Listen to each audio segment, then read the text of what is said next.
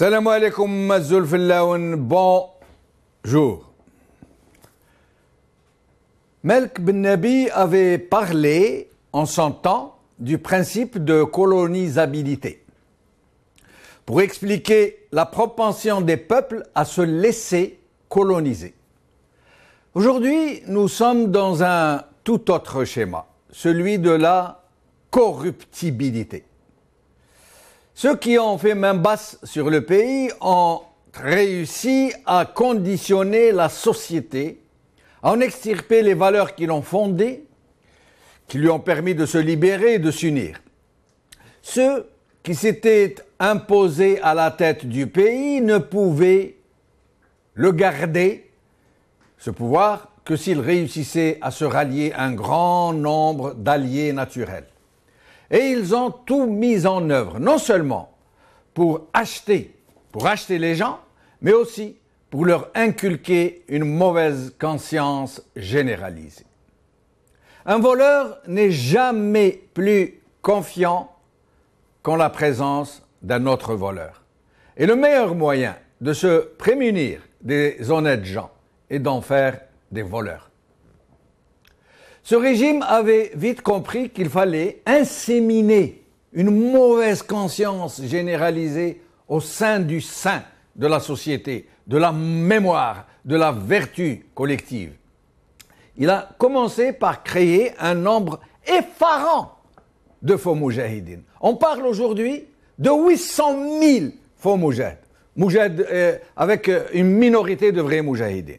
Puis, quand ce régime s'est un temps soit peu consolidé, il a commencé à payer les gens à ne rien faire, à donner des terres et des crédits à des gens et à les organiser afin qu'ils ne puissent plus rien faire pousser, à sous-payer les fonctionnaires et les magistrats pour les pousser à monnayer leurs prestations, à créer toutes sortes d'organisations de masse avec plein de privilèges, sans autre mission que d'applaudir, de baltagier les autres, étant d'initiative de corruption et de contrôle des masses.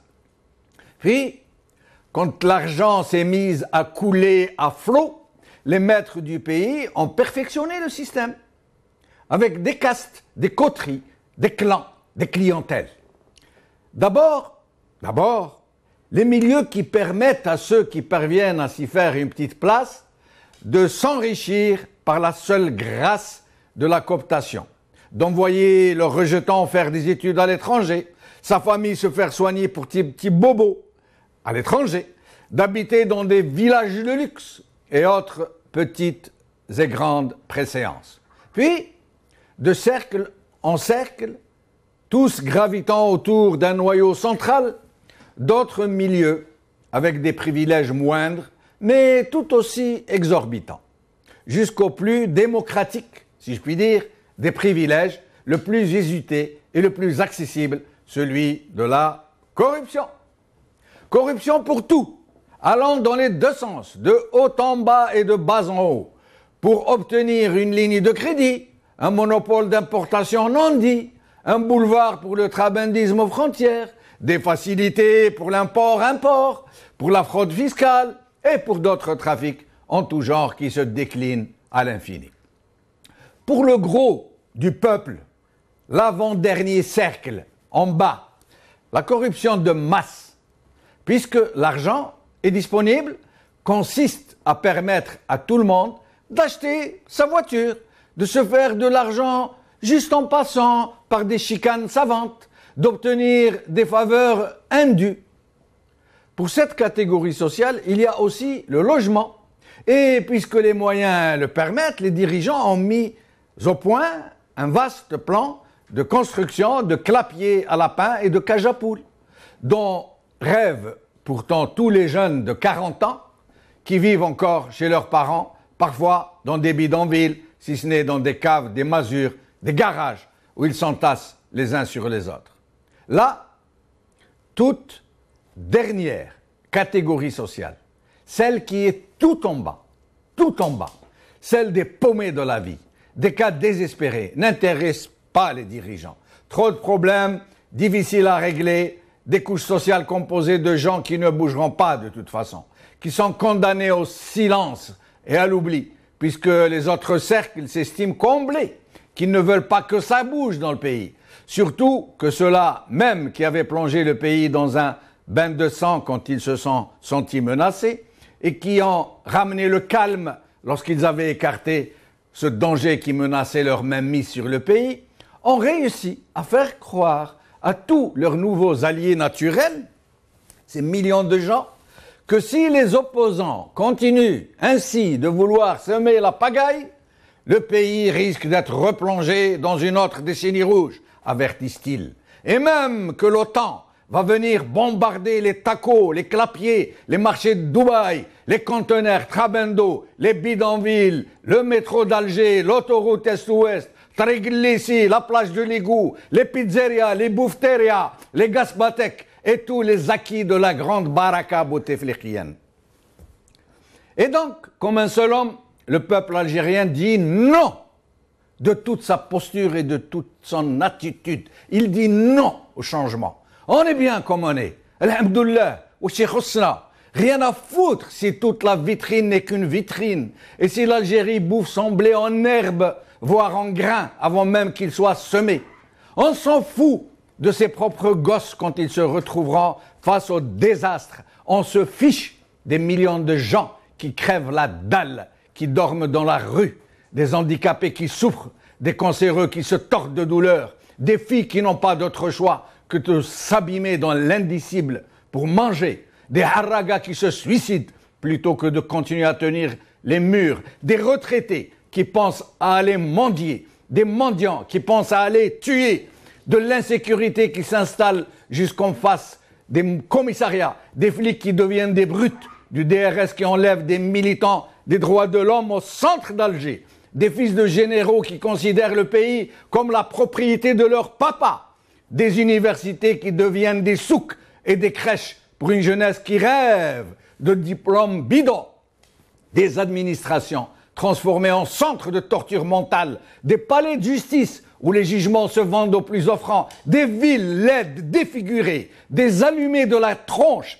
qui envoient leurs troupes fermer les bars, des mosquées qui se font concurrence à coups de décibels, du pain qui se vend à même le trottoir, des médicaments contre la douleur qui sont trop chers pour les pauvres, des hôpitaux mouroirs, des écoles qui forment des analphabètes qui contrôlent l'école, des ripoux qui président des commissions contre la corruption, des journaux qui désinforment, une télé publique où la chita sert d'outil de communication. Non, de tout ça et du reste, le peuple algérien n'en a rien à cirer. Lui, tout ce qu'il lui faut, c'est la paix des gloutons, de ceux qui aiment bien rôter leur midi, expédier leurs prières, tailler des costumes, trousser leurs bobonnes et rendre grâce à Dieu de les combler ainsi de ses bienfaits, surtout quand il leur envoie une chippa, une hanana, une bonne affaire par-ci, une aubaine par-là. C'est cela, la corruptibilité, la disposition acquise d'être un réceptacle, ou plutôt un avaloir de tout ce qui peut vous faire monter d'un cran au-dessus des autres, au-dessus de l'autre, ou de certains autres, les haggarines, les hassadines, les ghayourines. Désormais, le peuple tout entier évolue dans un climat social toxique, où le seul critère qui compte est celui de la réussite matérielle, avec tout ce que cela suppose dans une société revenue à des postures primitives, une société où les jeunes mâles font des parades nuptiales, qui avec sa grosse cylindrée, qui avec ses frusques de marque, qui avec ses billets de banque, qu'il jette en tebhirat dans les beugloirs. Les universités ne produisent plus ni du génie, ni de la contestation politique, ni même des étalons de réussite. C'est la ruée vers le paraître, y compris celui de la pratique religieuse. Et la situation est telle que non seulement les valeurs ont été bouleversées, mais même qu'elles sont renversées. Tu possèdes tant, tu vaux autant. Tu ne possèdes rien, tu ne vaux rien. عندك دورو تسوى دورو ما عندك والو ما تسوى والو اللي ما عنده الفلوس كلامه مسوس. C'est le retour aux âges obscurs, sauf que les hommes des cavernes d'aujourd'hui roulent en limousine. Ils surfent sur Internet et ils habitent dans de grosses bidonvillas. Et c'est dans une telle société où la corruptibilité est le cœur battant, qui irrigue les mentalités et qui stimule les ardeurs, que le régime joue sur du velours. Aujourd'hui, le matin des aides. Situation en Algérie, l'échec d'un système autoritaire et inamovible par Youssef Diram. Liberté. Maître Mokran Ait El-Arbi à propos des affaires de l'autoroute Est-Ouest et Sonatrach 1, le parquet n'est pas en mesure de poursuivre les hauts responsables cités par OO. Le soir d'Algérie. Programmation rapprochée et concomitance des procès de corruption. Veut-on liquider les affaires par MK? Avec nous aujourd'hui pour parler de cette situation, Jilani Gassari, ex-cadre supérieur, aujourd'hui à la retraite, il est pourtant encore bien jeune, et Iskandar Debbash, militant des droits de l'homme. Jilani Gassari, merci d'être avec nous. Je rappelle que vous êtes de Tébessa. Jilani Gassari? Oui, je vous écoute. Voilà. Alors Jilani, cette situation de corruptibilité qui règne dans ce pays où la corruption est comme un poisson dans l'eau, où elle est chez elle, qu'est-ce que vous en pensez? D'abord, bonsoir. Bonsoir. Monsieur Zaman, à vos auditeurs. Pour parler de la corruption, ça tombe très bien parce que notre ville est limitrophe de la Tunisie. C'est une région frontalière et comme les régions frontalières sont susceptibles de drainer ce genre de choses, je vous dirais que qu'à Tébessa, vous avez de l'argent, vous avez toutes les portes qui sont ouvertes.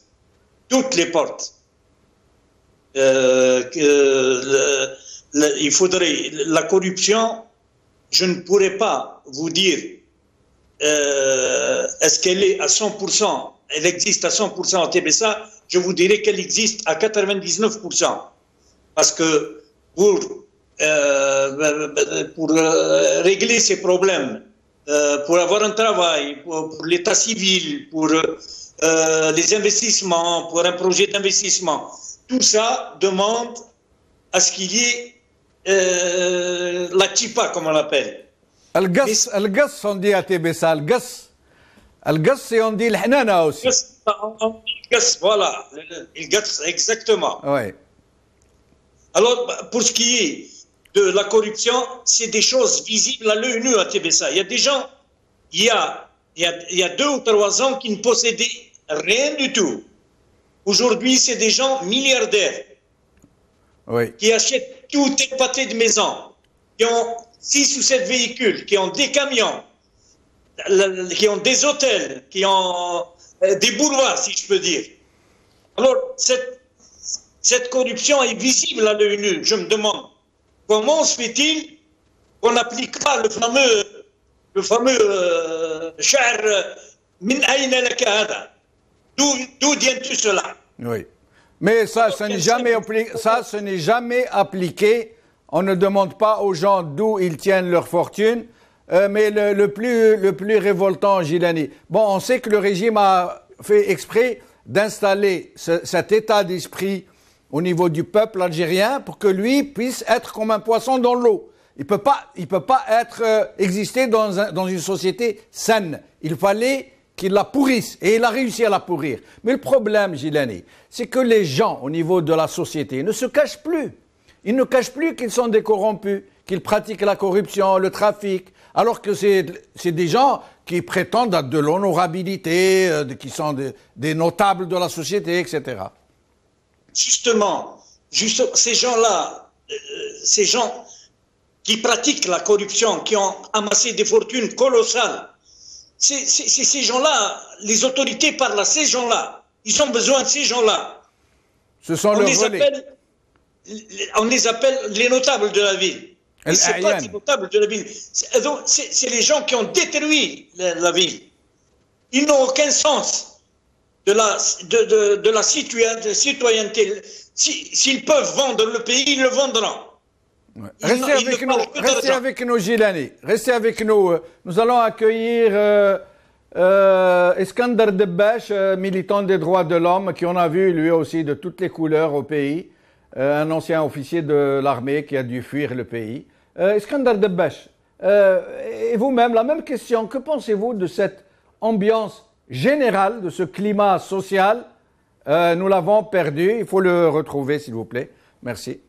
Gilani, donc je vous laisse poursuivre. Comment changer les choses quand nous ne connaissons pas avec certitude les personnes qui tirent les ficelles et possèdent à la fois l'administration, les institutions, les partis politiques, trouvant leur force dans la rente, le clientélisme et l'attentisme. Oui. La dénonciation par la presse des grands scandales financiers. Oui. N'est pour beaucoup d'Algériens que la poudre aux yeux. Parce que quand vous avez un gars comme Chekib Khalil qui a vendu ses biens en Algérie, est parti, il a été couvert. Il a été accompagné à l'aéroport. À l'aéroport, exactement, il a vendu ses biens à Oran, à Canastel et à Alger. Il les a reconvertis en euros sur la place du 1er mai à Alger.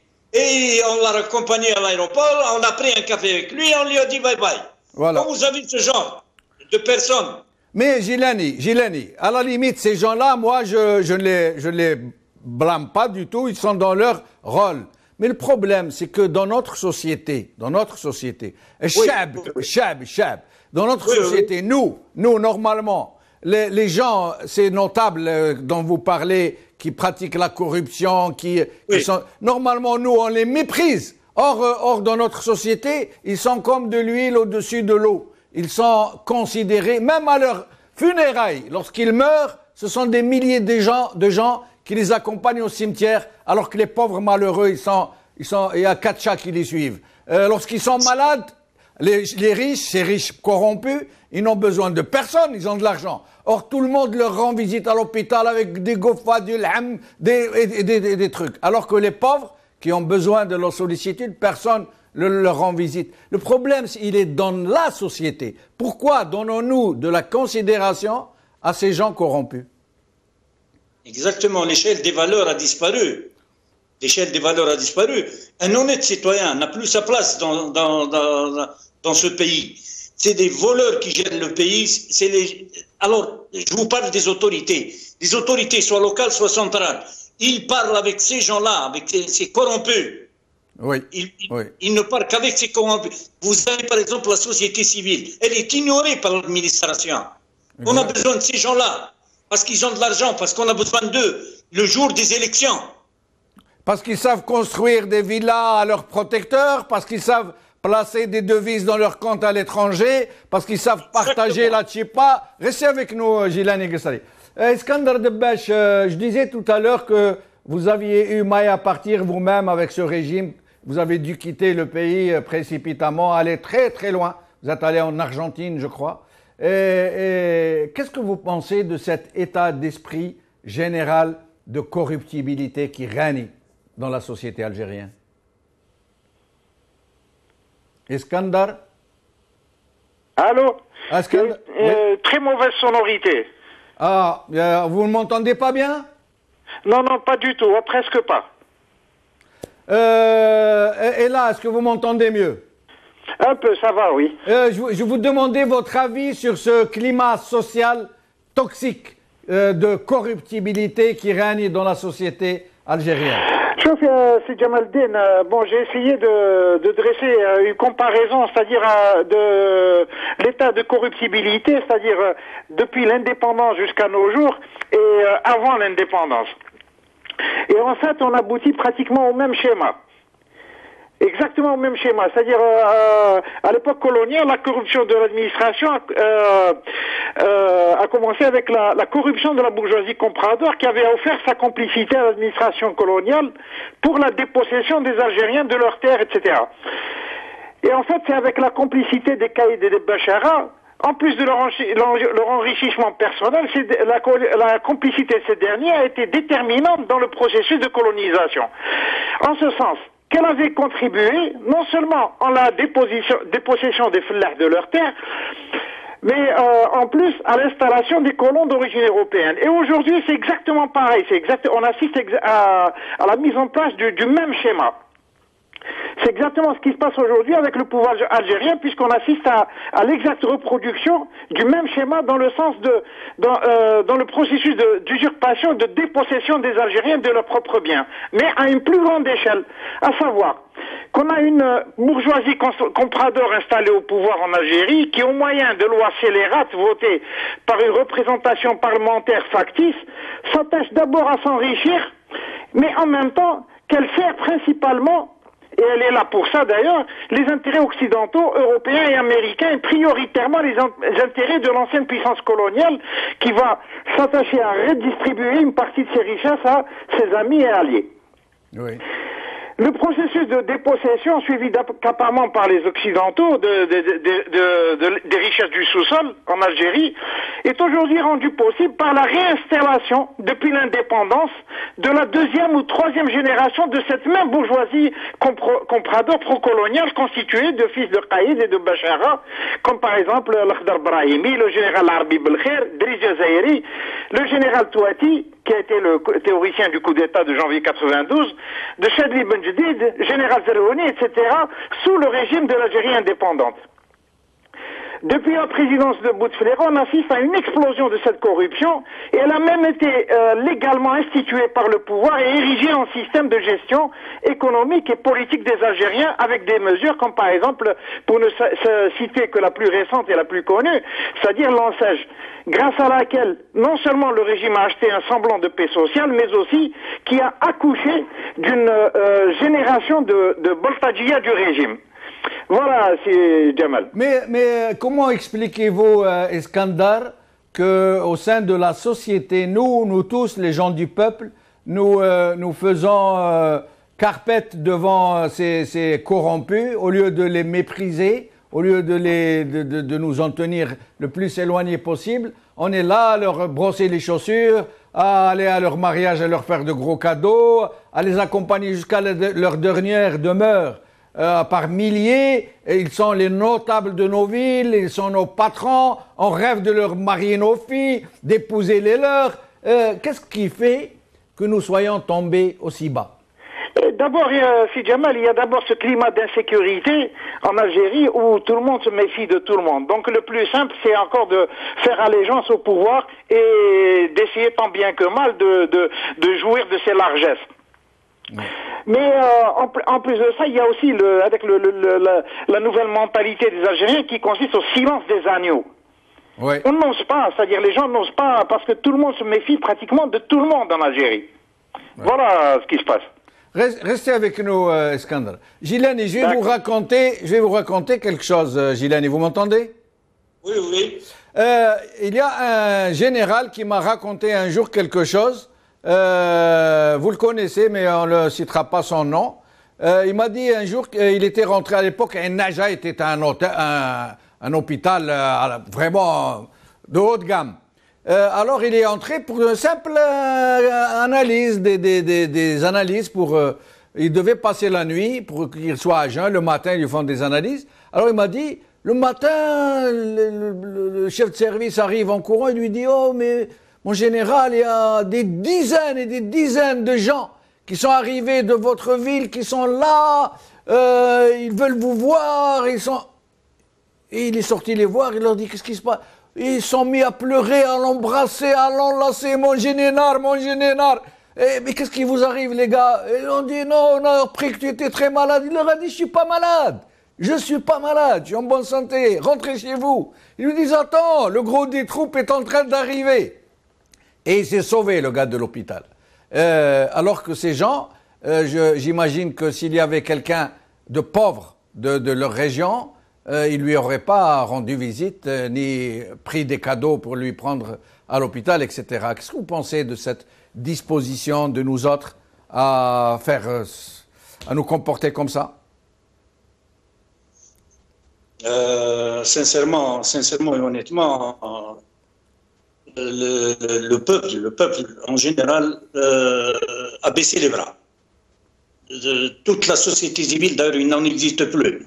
Il n'y a plus de société civile. Moi-même, je fais partie de la société civile, mais on ne nous entend pas, on a baissé les bras. Ça, c'est primordial. Mais quand vous avez, si jamais, un président de la République qui reconnaît que sa gestion économique est un échec, quand un Premier ministre admet que l'anarchie et la corruption sont étendues pendant son ministère, pendant sa gestion, comment voulez-vous parler avec ces gens-là? Ils sont au courant de tout, ils connaissent tout le monde. Ceux qui pratiquent la corruption, c'est leurs amis, c'est eux qui leur facilitent tout le problème, toutes les démarches. Ils leur confectionnent des lois à leur mesure.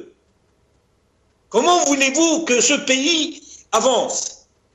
Alors que, normalement, qui dénonce la corruption? C'est la société civile, c'est le peuple normalement. Maintenant, c'est le gouvernement qui dénonce la corruption. Enfin, il fait semblant de dénoncer. Hein, voilà, ils font semblant de dénoncer, mais ils savent tout.